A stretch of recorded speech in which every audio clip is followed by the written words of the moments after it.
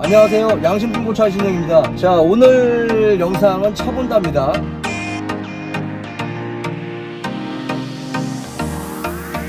오늘 제가 검수하고 진단해드린 차는 모하비 3.0 디젤 KV300입니다. 차는 2013년식이고 한 13만 킬로가 넘은 차예요. 완전 무사고 차량이고, 고객님이 저한테 이 차에 대한 내용을 알려주시고 차 본다를 의뢰하셨어요. 그래서 제가 차를 확인하고 고객님께 전부 다 이 내용을 알려드렸습니다.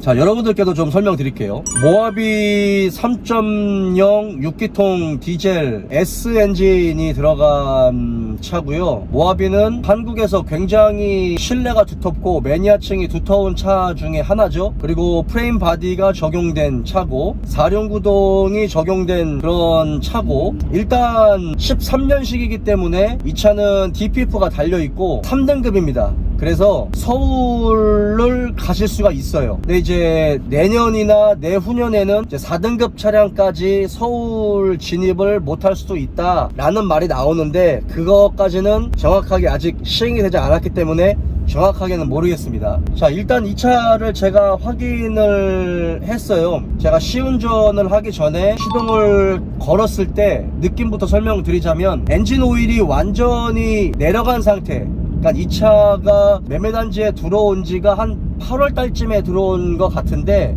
보통 우리가 이제 노상에다가 차를 세워 놓으면 어쨌든 엔진 오일이 가라앉잖아요. 근데 아무리 엔진 오일이 밑으로 오일팬으로 가라앉는다 하더라도 그래도 뭐 일부 오일들은 좀 남아 있겠죠. 근데 이제 이 차 같은 경우는 특징적으로 시동을 거는데 완전히 건조된 상태에서 시동이 걸리는 그런 느낌이었어요. 그러니까 타이밍 체인에서도 소리가 좀 많이 났었고, 그 다음에 엔진 쪽에서도 약간 거친 소리가 좀 났었고요. 그런데 일단 내연기관 차들 같은 경우는 냉간시에 엔진을 걸었을 때는 소리가 거칠고 시끄러워요. 그리고 디젤이면 더 그럴 수 있죠. 그리고 여러분들도 더 잘 아시겠지만 LPG나 가솔린 엔진보다 디젤 엔진이 엔진의 온도가 빨리 올라가지 않아요. 조금 더디게 올라가거든요. 근데 이제 그런 면에서 약간 좀 불리한 면이 있을 수는 있겠지만, 그래도 첫 시동 시에 제 판단으로는 타이밍 체인도 완전히 건조해진 상태에서 시동이 좀 걸렸었던 것 같아요.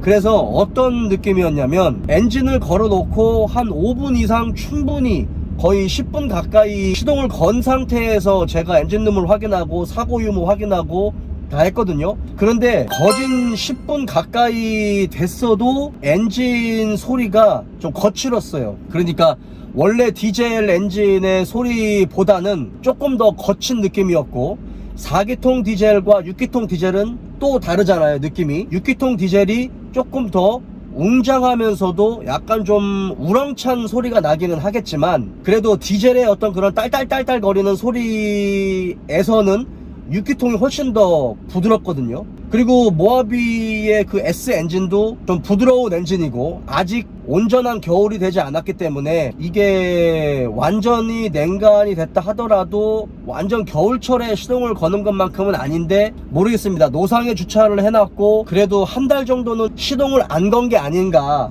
라는 생각이 들 정도로 약간의 거친 그런 소리가 들렸고요. 그리고 일단 엔진을 열었을 때 흡기 매니폴드로 들어가는 그 흡기 플랩 있죠? 가솔린이나 LPG로 따지면 이제 스로틀 바디처럼 생긴 건데, 요건 스로틀 바디 역할을 하는 게 아니에요. 그냥 열고 닫아주는 흡기 플랩인데, 그 흡기 플랩을 교환을 하셨어요. 그리고 추정이기는 하지만 발전기도 한번 교환을 하셨던 것 같아요. 일단 뭐 사고가 전혀 없기 때문에 뭐 전판넬이라든지 서포트라든지 엔진룸 쪽이나 이런 부분에서의 어떤 사고 흔적이나 이런 것들은 전혀 느끼지는 못했습니다. 이 차의 고질병 중에 하나가 엔진 오일 필터 하우징에서 오일 누유가 잘 되거든요. 근데 그것도 레인지로버나 랜드로버 차들하고 비슷하게 이 차도 V형 6기통이잖아요. 그래서 V블럭 안에 딱 중간에 돼 있는데 그래서 위에서 보기가 어려워요. 그래서 위에 올라가서 봐야 되거든요. 이 차는 누유가 있어요. 근데 성능 기록부상에는 누유가 없는 걸로 나오는데 실제로 제가 위에 올라가 가지고 확인을 한 결과 오일 필터 뒤쪽, 그러니까 엔진 뒤쪽으로는 건조했는데 앞쪽으로는 오일이 묻어 있었습니다. V블럭 자체가 어쨌든 양쪽에 3기통씩 있고 그래도 엔진에 열이 갇혀져 있는 어떤 그런 부분이다 보니까 유독 V블럭 안에 있는 그 엔진 오일 필터 하우징에서는 오링이 잘 삭아요. 눌리기도 하고. 그래서 그 부분에서 고실병이 있는데 이 차는 분명하게 엔진 오일 필터 하우징에서 누유가 있었어요. 그 나머지 뭐 부분들에서는 크게 뭐 누유가 될 만한 그런 부분이나 로코암 카바라든지 아니면 오일 세퍼레이터, 특히 디젤차 같은 경우는 오일 세퍼레이터가 잘 막혀요. 오일 세퍼레이터가 잘 막히는 그런 경우에는 블로바이 가스가 다시 재순환되는 그런 과정에서 약간의 오일 압도 생기고 그래서 로코암 카바라든지 이런 부분에서 분명히 누유가 생길 수 있거든요. 근데 지금 이 차 같은 경우는 로코암 카바 쪽에서의 미세누유는 보이지 않았습니다. 그리고 또 하나 프론트 카바, 이게 체인 카바라고 하는데 체인 카바 쪽은 비교적 깨끗했고 그 다음에 우측에 달려있는 진공 펌프도 누유가 없었어요. 근데 단 한 가지, 엔진룸을 보면 정면에서 보면 좌측 프론트 카바 쪽에서의 약간의 기름때 흔적은 있었어요. 근데 그걸 가지고 프론트 카바에 미세누유가 있다라고 말하기까지는 애매한 아주 적은 양이었습니다. 그것까지는 미세누유라고 제가 판단할 수는 없을 것 같아요. 근데 어쨌든 고실병이나 이런 부분에서의 누유는 있었다. 이 차를 시운전을 했습니다. 충분하게 시운전을 하고 방지턱도 넘어보고 그 다음에 많이 달려보기도 하고 그랬거든요. 이 차의 고질병 중에 하나는 터보 액추에이터가 잘 쩌는 그런 증상이 있거든요. 터보차저 흡기에 들어가는 터보 그 날개 방향을 조절해주는 그런 장치인데 그걸 모터가 하거든요. 그 베인을. 근데 이제 그 모터가 저항을 많이 받으면 잘 안 움직여요. 그래서 마치 옛날 WGT에서 터보 렉이 걸린 것처럼 악셀레이터를 밟아도 차가 앞으로 막 치고 나가지 못하는 그런 증상들이 있습니다. 지금 이 차에서는 이제 그런 고질병의 느낌은 못 받았고 방지턱을 넘었을 때 잡소리라든지 그런 부분이 없었어요.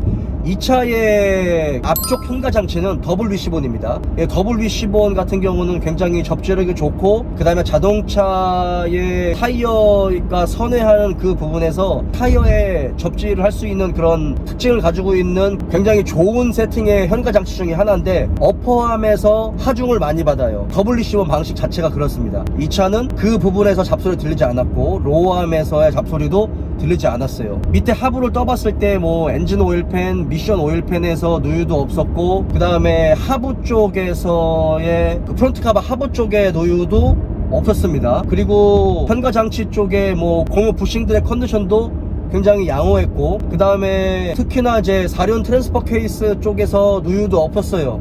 다행히도. 그 다음에 프로펠러 샤프트 쪽에서의 이격이나 이런 부분들도 굉장히 양호했습니다. 근데 이제 한 가지 크랭크 샤프트 리데나 쪽에서 미세누유가 있었어요. 이 차의 고질적인 부분 중에 하나가 크랭크 샤프트 리데나 쪽에서의 누유가 생길 수가 있다, 좀 고질병이다 라는 게 있거든요.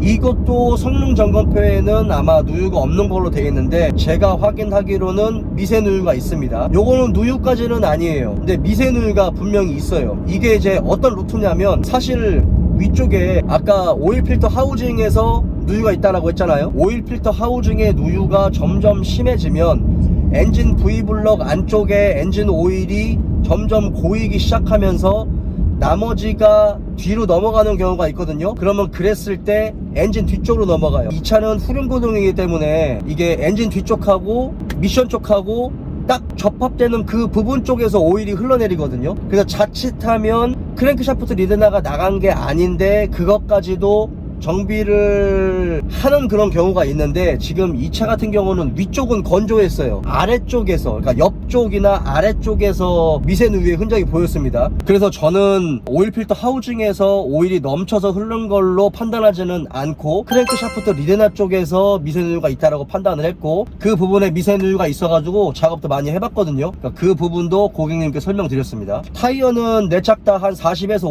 50% 트레드를 가지고 있고 앞에 브레이크 라이닝은 한 80% 정도 있어요. 뒤에 브레이크 라이닝도 한 60% 정도 라이닝을 가지고 있기 때문에 괜찮았고, 다행히도 앞뒤에 브레이크 디스크의 런아웃이라든지 파먹은 흔적이나 이런 것들은 전혀 없었습니다. 뒤쪽 사고도 없었고요.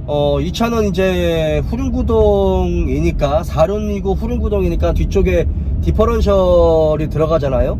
디퍼런셜은 케이스는 알루미늄일지 모르겠지만 디퍼런셜 자체는 이제 주물로 되어 있기 때문에 부식이 생겨도 그거는 좀 이해할 수 있는 그런 부분입니다. 군데군데 서브 프레임이나 뭐 이런 부분에 약간의 부식은 있을 수는 있겠지만, 그거는 이 차의 연식과 키로수나 차종의 특성 대비해서 충분히 가능할 수 있는 부분이다 라는 걸 설명드리고, 그리고 이 차가 이상하게도 시운전을 할 때 앵앵거리더라고요. 차가 이상하게 앵앵거려요.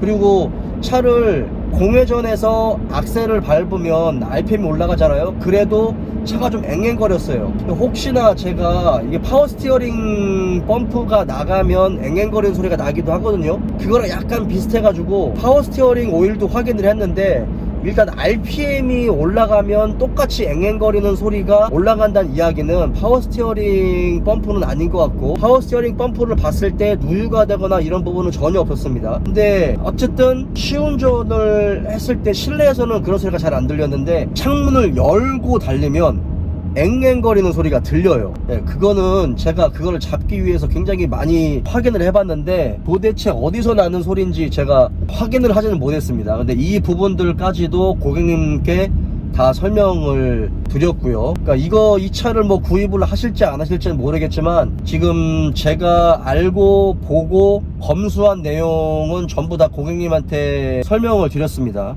이 차는 처음 초기 엔진 소리가 너무 좀 거슬렸고, 그 거슬린 소리가 한 10분 이상 계속 지속이 됐고, 어느 정도 엔진 오일의 온도가 올라가지 않았어도 한 10초에서 20초면 사실은 오일 라인으로 오일이 전부 다 그 윤활은 되거든요. 그러면 또 소리가 조금 줄어들 수는 있는데, 이 차는 완전히 열간 시에 소리는 좀 확실히 줄어들었지만 앵앵거리는 소리는 계속 났습니다. 그 다음에 뭐 바디온 프레임의 프레임 쪽에 손상이나 이런 것들은 전혀 없었어요. 어쨌든 제가 지금 생각나는 대로 여러분들께 영상을 통해서 말씀을 드리는데, 이 부분이 제가 검수한 부분이고, 오늘 차본다 영상은 여기까지입니다.